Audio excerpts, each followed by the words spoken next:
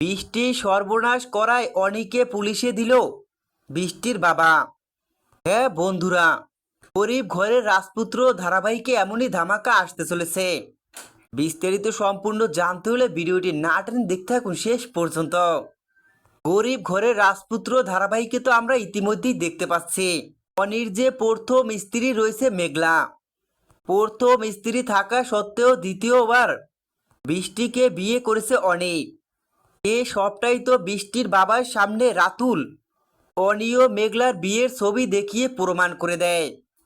রাতুল এটা প্রমাণ করে দেয় বড় লোক হওয়ার জন্যই বৃষ্টিকে বিয়ে করেছে অনি।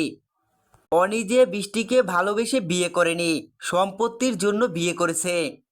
এ সবটাই রাতুল বৃষ্টির বাবার সামনে প্রমাণ করে। আর দেখা যায় সমস্তটা সামনে আসার সঙ্গে সঙ্গে বৃষ্টির বাবা প্রচণ্ড ক্ষেপে গিয়ে অনিকে কষিয়ে থাপ্পড় মারে।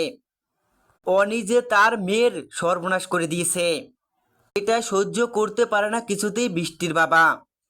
এরপরই হয়তো দেখা যাবে বৃষ্টির সাথে যে অনি অন্যায় করেছে, এর জন্যই বৃষ্টির বাবা পুলিশ ডেকে নিয়ে আসবে।